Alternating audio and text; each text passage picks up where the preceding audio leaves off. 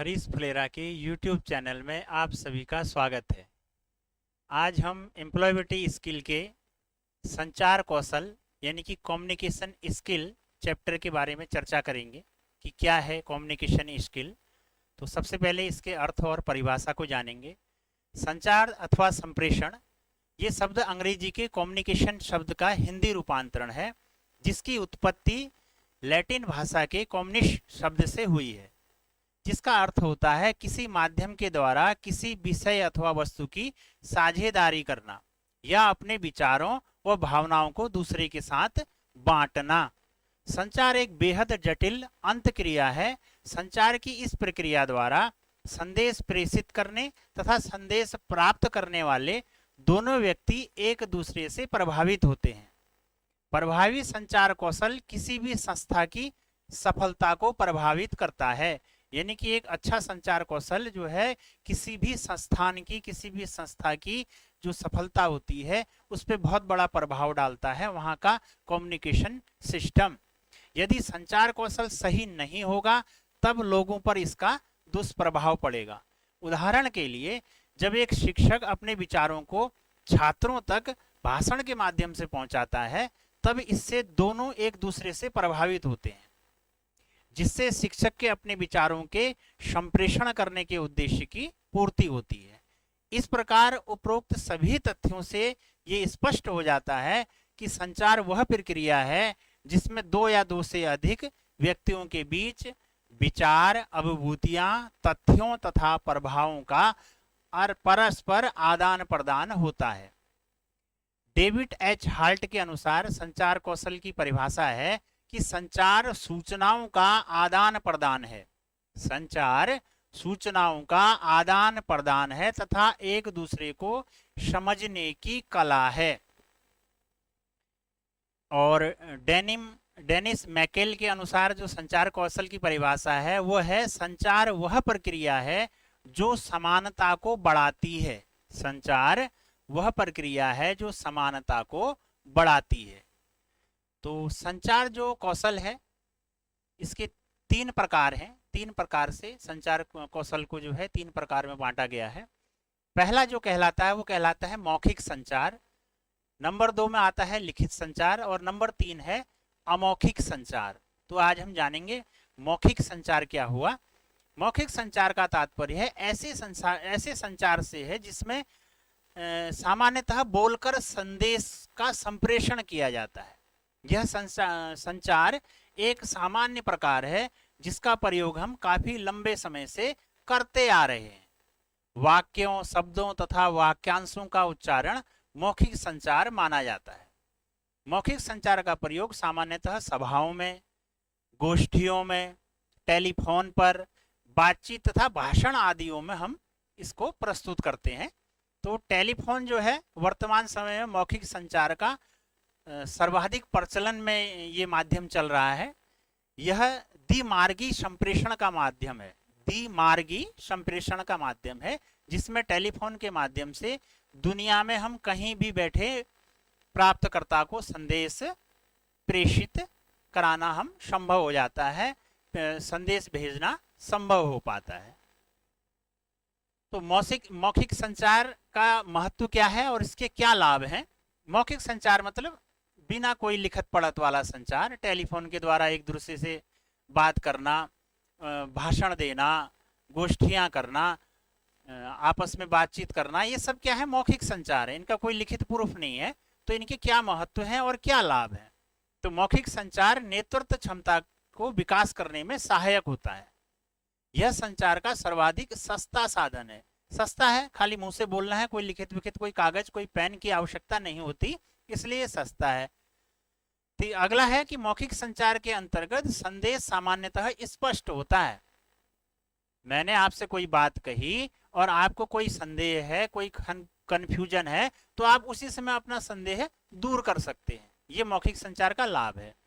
तीसरा, मौखिक संचार समय की बचत में सहायक होता है। लिखने में जो समय है तब तक अपनी बात आप ओरली कह दो, आप मौखिक रूप से वो बात कह सकते हो, क्योंकि इसमें कोई संदेश लिखने की आवश्यकता नहीं होती। मौखिक संचार के अंतर्गत संदेश भेजने वाला संदेश प्राप्तकर्ता की प्रतिक्रिया को उसी समय जान लेता है। मैंने आपसे कोई मैसेज कहा, आपने उसी समय मुझे उसका रिप्लाई दे दिया, तो प्रतिक्रिया मैंने उसी समय जान ली और यह समझ सकता है कि प्राप्तकर्ता को संदेश उचित रूप से प्राप्त हुआ या नहीं हुआ। मैंने परिवार में कहा कि मुझे पानी का एक गिलास, पानी की एक बोतल दे दो, और सुनने वाले ने उसे सुना और उसको जो है ऑर्डर किया और वो उसी समय अप्लाई हुआ। ये जो है मौखिक संचार में संदेश जो है उचित रूप से प्राप्त हुआ या नहीं हुआ वो तत्काल पता चल जाता है। अब मौखिक संचार से कुछ हानियां भी होती हैं। मौखिक संचार के लाभ हैं तो कुछ हानियां भी होती हैं। तो मौखिक संचार के अंतर्गत प्रमाण का अभाव रहता है, मतलब कोई लिखित तो होता नहीं, मैंने आपसे कहा और उसका कोई लिखित प्रमाण है नहीं, तो प्रमाण का अभाव पाया जाता है, क्योंकि इसके अंतर्गत भेजे गए संदेश कोई भी लिखित रूप में नहीं होते। मौखिक संचार के अंतर्गत दोनों पक्षों का होना आवश्यक है। जब तक दो पक्ष नहीं होंगे तब तक हम अपनी बात कहेंगे किससे? तो मौखिक संचार के लिए दोनों पक्षों का होना अति आवश्यक है। यदि दोनों पक्ष उपस्थित नहीं होंगे तो संचार की प्रक्रिया नहीं हो पाएगी।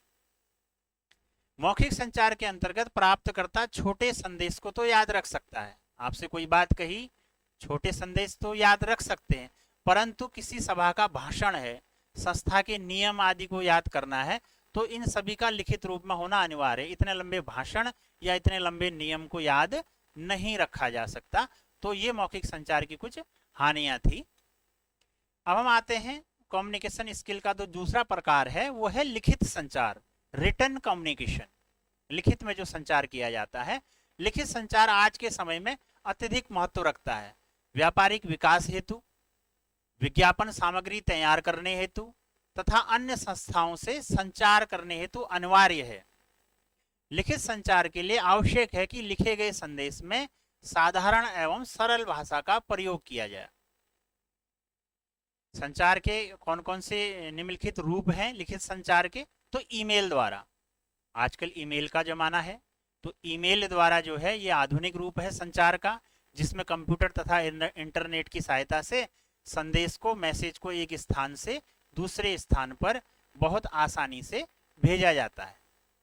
और जो इसका रिसीवर होता है, जो संदेश को प्राप्त करता है, उसके इनबॉक्स में, उसके जो ईमेल का इनबॉक्स होता है उसमें उसे वो मैसेज प्राप्त हो जाता है। दूसरा रूप कौन सा है लिखित संचार का? वो है पत्रों के द्वारा। तो यह अत्यंत प्राचीन विधि है। अब चिट्ठी पत्री का समय पुराना समय है, लेकिन अभी भी प्रचलन में है, विधि पुरानी जरूर है। इसमें संदेश भेजने वाला व्यक्ति पत्र द्वारा अपना संदेश भेजता है। संदेश प्राप्त करने वाला व्यक्ति अपना उत्तर या प्रतिक्रिया एक अन्य पत्र द्वारा भेजता है।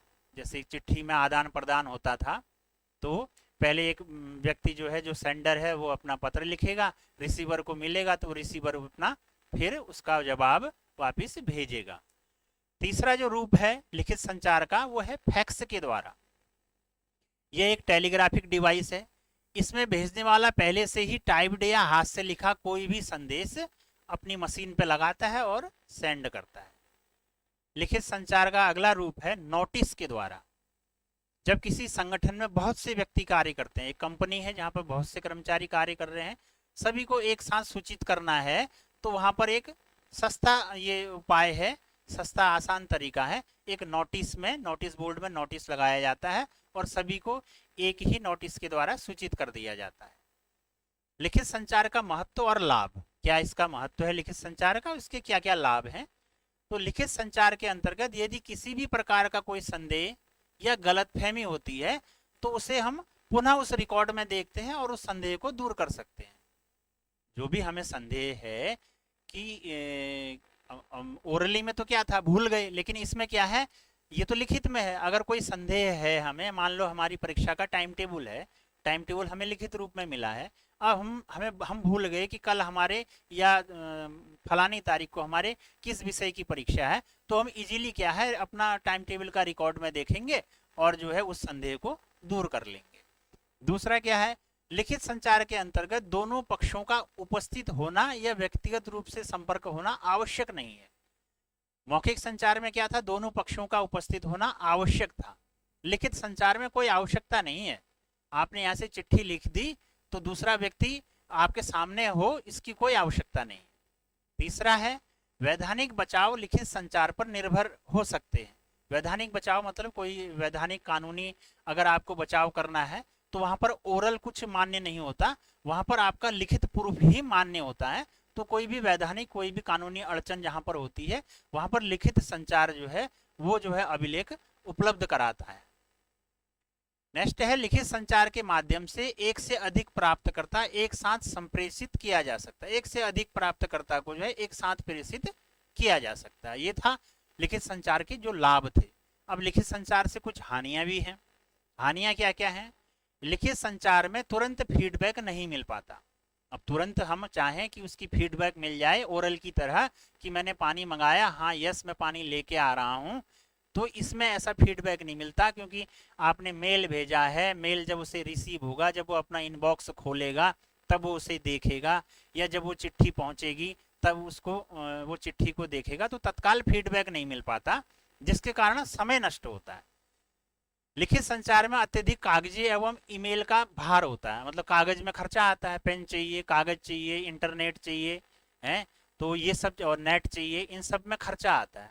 ओरल में ये खर्चा नहीं था। तीसरी हानि क्या है? लिखित संदेश संस्था के अंतर्गत काफी कर्मचारी के हाथ से गुजरता है। मैंने अब एक जो है आपको लिखित रूप में कोई भी नोटिस मिला, एक कर्मचारी के हाथों से गुजरा, फिर दूसरे कर्मचारी, फिर तीसरे, चौथे, तो क्या है संदेश की गोपनीयता का भय रहता है, गोपनीयता इसमें खत्म होने का भय रहता है। लिखित संदेश को भेजने तथा संभाल कर रखने में खर्चा भी आता है। अब जो लिखित संदेश था उसको भेजने में भी खर्चा आया, अब उसको हमने रिकॉर्ड में संभाल के भी रखना है, अलमारी में संभाल के रखना है, रिकॉर्ड में संभाल के रखना है, तो उस पर भी खर्चा आता है। तो ये थी लिखित संचार से होने वाली हानियां। अब हम मौखिक संचार और लिखित संचार में थोड़ा अंतर समझेंगे। इन दोनों में अंतर क्या है? पहला जो है तुलना का आधार हम गोपनीयता लेते हैं। तो जो मौखिक संप्रेषण है इसमें गोपनीयता रहती है। मैंने आपसे कोई बात कही, जब तक वो बात आप तीसरे पर्सन से नहीं करेंगे तब तक तो वो गोपनीय है, जब तक वो गोपनीय है, जब तक कि आप किसी तीसरे को नहीं बताते। तो मौखिक संप्रेषण में क्या है? गोपनीयता रहती है। और लिखित संप्रेषण में क्या है? जो रिटर्न कम्युनिकेशन है इसमें गोपनीयता का अभाव रहता है। क्यों अभाव रहता है? क्योंकि कई कई कर्मचारियों के हाथ से गुजर कर जाता है। दूसरा जो तुलना का आधार है प्रमाण का, साक्ष्य का, तो मौखिक संप्रेषण में यानी कि वर्बल कम्युनिकेशन में इसमें कोई प्रमाण नहीं होता। मैंने आपसे कुछ कहा, इस बात का कोई प्रमाण नहीं होता, क्योंकि वो मौखिक रूप से है। और लिखित संप्रेषण में क्या होता है? रिटर्न कम्युनिकेशन में इसमें प्रमाण भविष्य के संदर्भ के लिए सुरक्षित रखा जाता है। इसमें जो प्रमाण है, क्योंकि हमें रिटर्न में मिला है, तो हम उसमें भविष्य के लिए उसको संभाल कर रखते हैं। तो तुलना के आधार पर प्रमाण में जो है क्या है कि लिखित संप्रेषण में प्रमाण होता है। और व्यय के आधार पर अगर हम तुलना करें, व्यय खर्च के आधार पर तुलना करें, तो मौखिक संप्रेषण में कोई खर्चा नहीं होता, मौखिक संप्रेषण में कोई खर्चा नहीं होता। लेकिन लिखित संप्रेषण में क्या होता है? इसमें कागज स्याही का खर्चा आता है, इंटरनेट का खर्चा आता है। अगर हम उत्पादकता के आधार पर तुलना करें, उत्पादकता के आधार पर तुलना करें, तो मौखिक संप्रेषण यानी कि वर्बल कम्युनिकेशन में क्या है? इसमें संप्रेषण तीव्र होता है तथा उत्पादकता बढ़ती है। जो संप्रेषण है, क्योंकि लिखने में जो समय लग रहा है इसमें कोई समय नहीं लग रहा है, वर्बल है, मौखिक है, तो संप्रेषण क्या है? जल्दी जल्दी होता है, तो उत्पादकता बढ़ती है। और रिटर्न कम्युनिकेशन में क्या होता है? इसमें उत्पादकता की जानकारी बाद में होती है। अगला तुलना का आधार लिया है दोनों पक्षों की उपस्थिति। दोनों पक्षों की उपस्थिति के आधार पर तुलना करें तो मौखिक संप्रेषण में दोनों की उपस्थिति अनिवार्य है।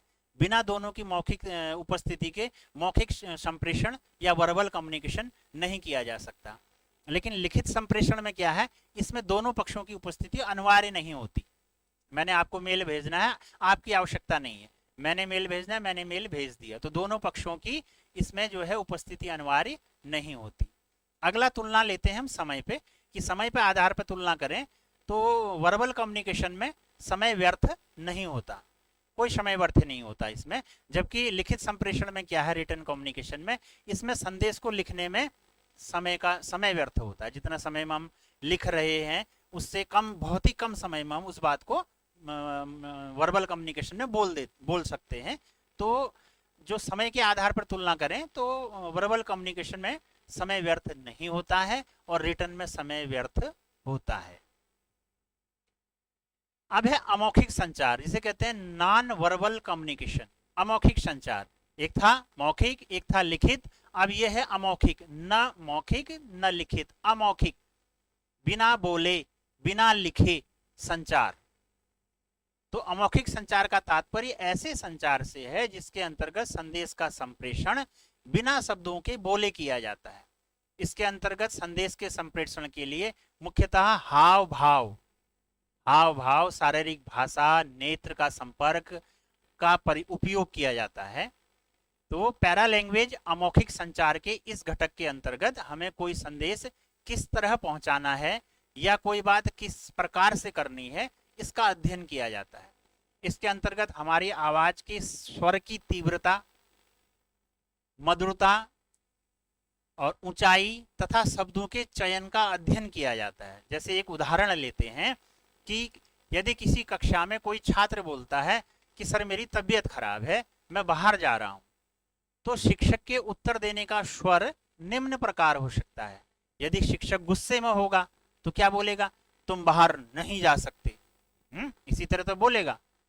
लेकिन यदि शिक्षक गुस्से में नहीं होगा तो बोलेगा ठीक है, आराम से जाना तथा अपना ध्यान रखना।